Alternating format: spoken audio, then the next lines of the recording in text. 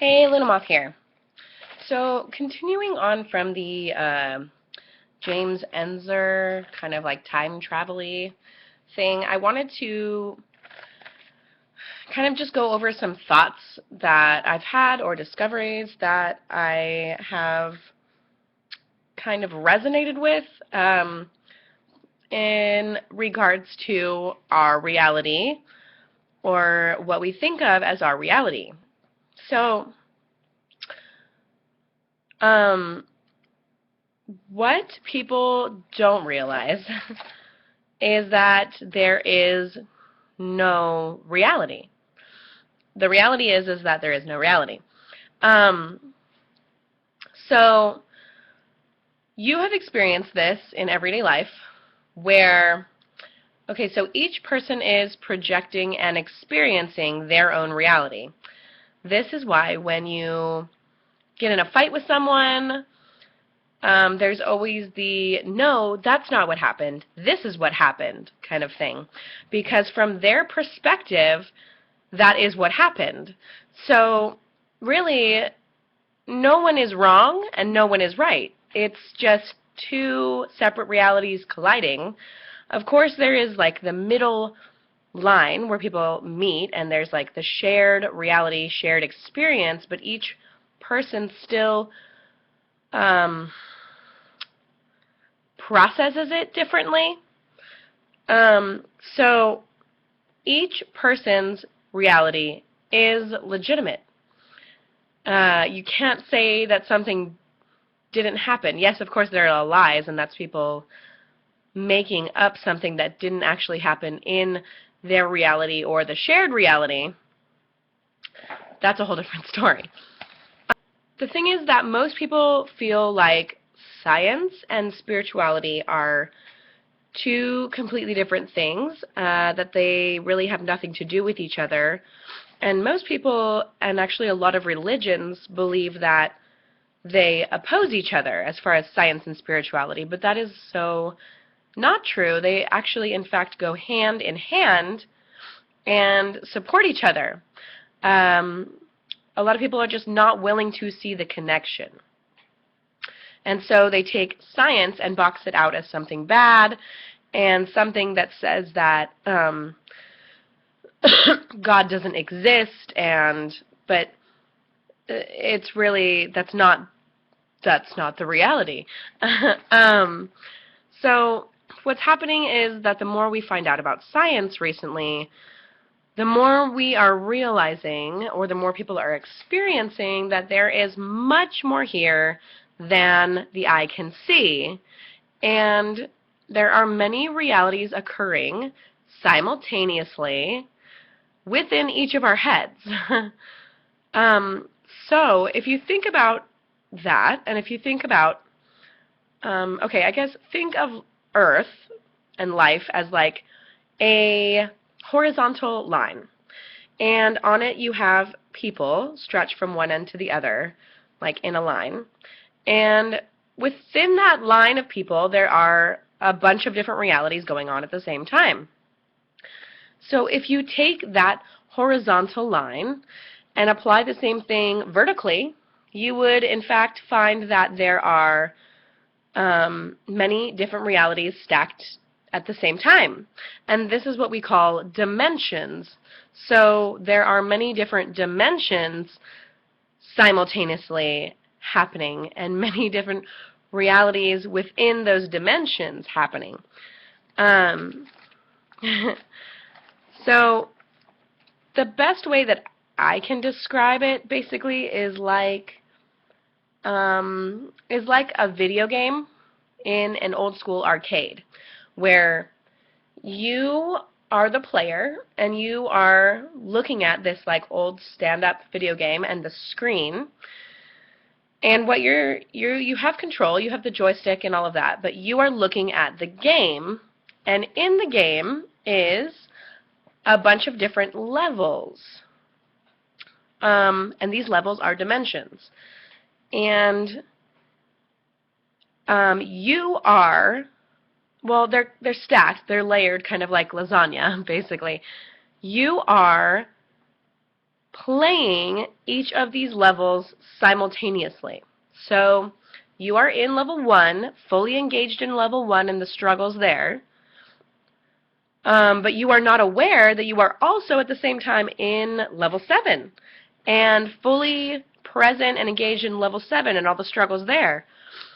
And then you are not aware that you are also outside of the game, simultaneously playing and experiencing all of the levels and dimensions at the same time, but the larger part of you, the larger you, is outside of the game, watching this, engaging in this, and but like they are the player that's in the game, but they're also not. They are outside of the game. They are detached from it. They do not die if they get attacked by someone on a level, or, you know, like, they're not subject to that kind of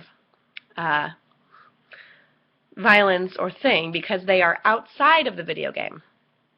That's the best way that I can describe it. And that is like the larger part of you that is always with God. That is all-knowing, that has already been through all of this stuff. So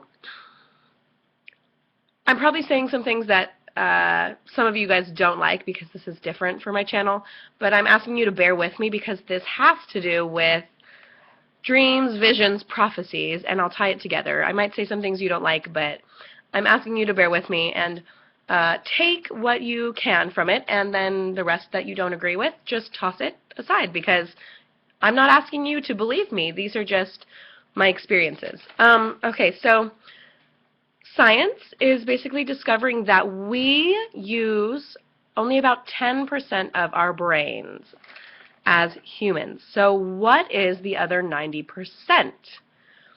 This is what I think of as the lifting of the veil, is discovering what the other 90% of our brain is, what's stored there, what that access is.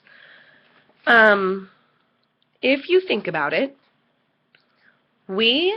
everything that we experience actually happens in our mind. So you touch something and it's translated into your brain. Like, your brain translates that you touch something. So it's not really necessarily your finger that is experiencing it. It is the brain that is experiencing and processing that, if that makes sense. People think that we see through our eyes, but we don't. We see with our brains. We look through our eyes like a window, but it's like someone standing inside of a window and looking out. Our brain is the person that is standing inside of the window and looking out. The brain, the mind, is what is processing and experiencing everything through the eyes. So, what I think the lifting of the veil is, basically, is accessing parts of our brain which are able to see the unseen, which are able to observe the unobservable, which are tapped into other dimensions and realities. I think a lot of the time people get dreams, visions, or prophecies because, bear with me, because they have either experienced that reality in another timeline, or because they are in touch with another dimension where that event is shown as a possible outcome. That's why date setting usually doesn't work out, and sometimes things that people predict don't actually happen in this timeline, in this reality, but I think that they do happen somewhere, in some timeline, in some reality. That event has occurred. So I don't really think that it's like wrong.